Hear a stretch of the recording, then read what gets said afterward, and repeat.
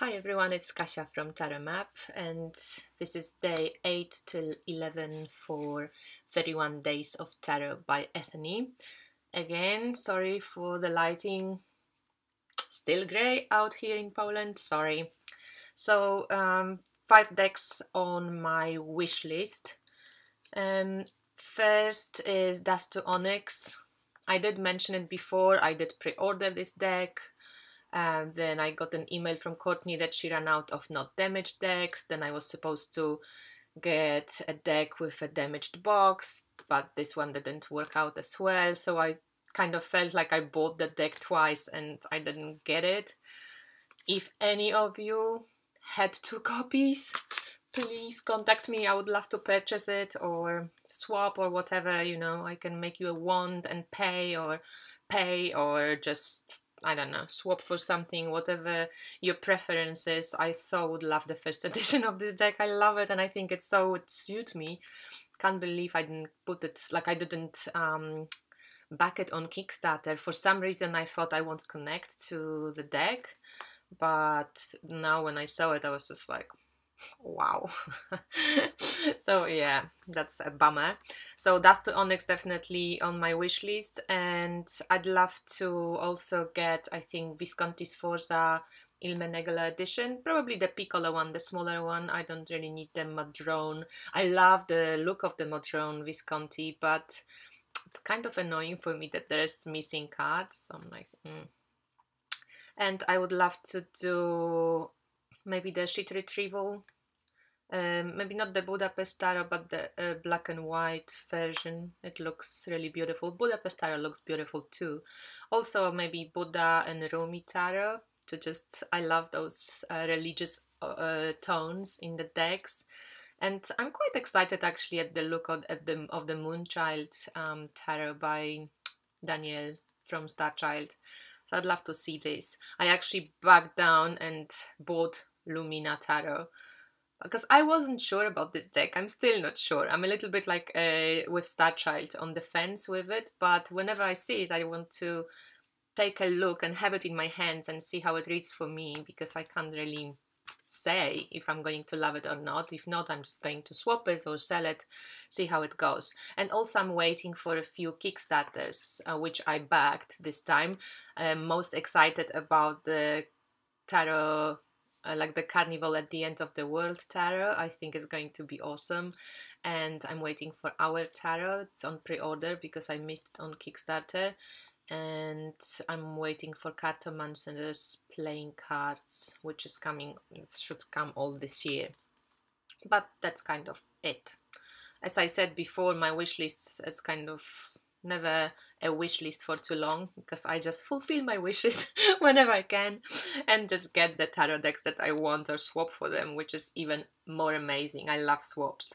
So tarot goals. I would like to definitely dive deeper into Tarot de Marseille and Pip decks. So all the historical decks that I have, and the beautiful Pip decks from Il Menegolo that they want to be used, like decks like Tarot Droga or just regular Tarot de Marseille. I even got this cutest Marshmallow Marseille, and to be honest, I thought, how many Tarot de Marseille do I really need?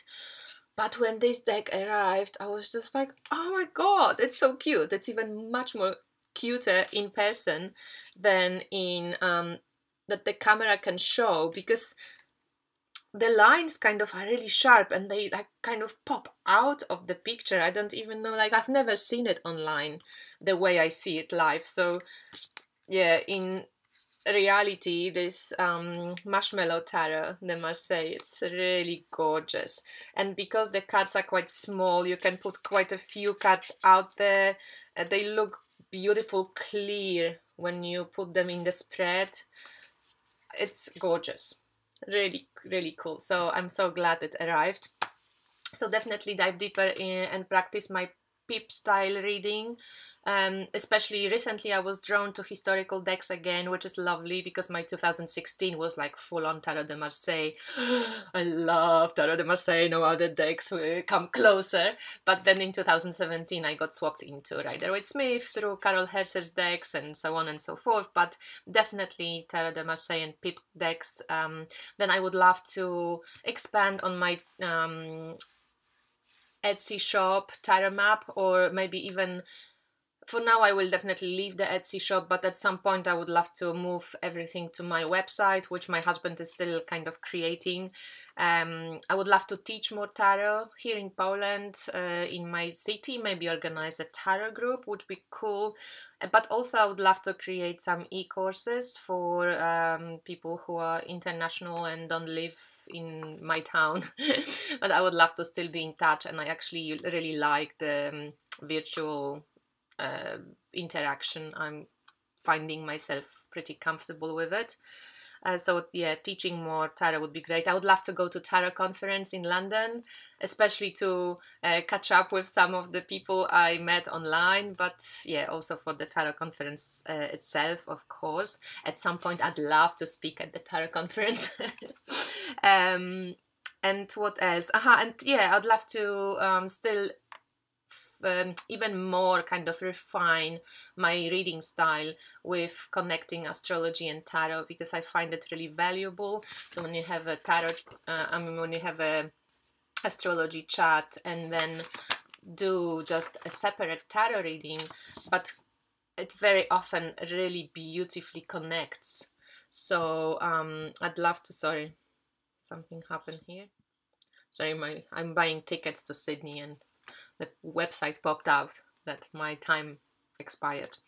So yeah, astrology and tarot connection, and still refining my reading style and expanding on that Etsy shop. I had a really good start, but I don't really do much marketing. I don't advertise much, so it got a little bit slower. And my readings, especially the very popular life purpose reading, it's, you know, a reading you kind of get once in a lifetime or maybe twice in a lifetime, you know, so I might be putting the price up for this one, but maybe introducing some other readings that can be more practical. And also I would love to bring tarot down to earth, and even as though I shy kind of from divination so much, but I want to use tarot more divinatory, but first checking it on my personal life, maybe my friends.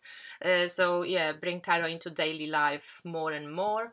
Not only as a psychological and spiritual tool, but also as a tool of like instant validation or checking. Even if you don't really necessarily have to follow what it says, you know, I don't really trust that anything is written in stone. You always have a choice to make, and you always can change your mind. But it's a lovely tool to kind of even put you in touch with, do you really want it, or how you want to see it. Work creatively on your envisioning what you would love to focus on. So for this, tarot is for me invaluable and really great tool to work with. So these are my tarot goals. And then decks I want to work with in 2018, you know, it's one of those questions, like as you can see behind me, like I have like thousands of decks. Okay, maybe 100, I don't know, I haven't really still counted. I will, but I definitely, as I said, want to work with the historical and Pip style decks. That's my agenda. I'm still going to work with Carol Herzer's Rider-Waite-Smith version of decks, because I use them very often for readings. I still have some old favorites. I want to maybe work more with Margaret Peterson, because I've used it recently and I just love this deck. It's such a cool deck. And this Tarot of the Four Elements, which I just received recently, it's also really amazing. I'm so excited about it. Just in case you don't know which one I'm talking about, it's this very colorful deck which I got turned on by Lina from Fire of Transformation Tarot, so you can check her out. I will link her video when she does a full review of this deck. It's beautiful. So yeah, it's very colorful, you know, like different frames for different suits and for majors.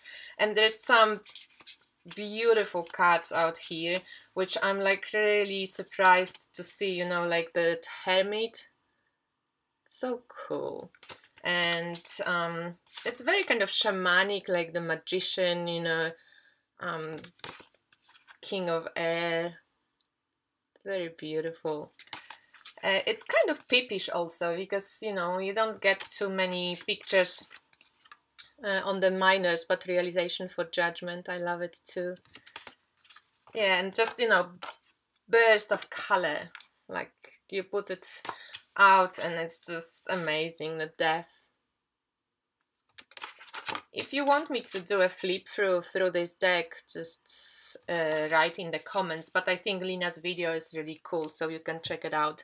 And when it comes to oracle decks, I want to work with more definitely the Red Seeds Oracle with the Goddess, with the Weaver's Oracle. These two are just like, you know, I'm kind of in the Weaver's world.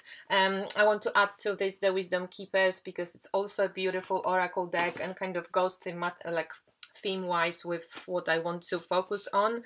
And I think the Soul Cards also, it's one of those decks that I want to explore more, and I love the fact that it doesn't have any interpretations anywhere, any booklet.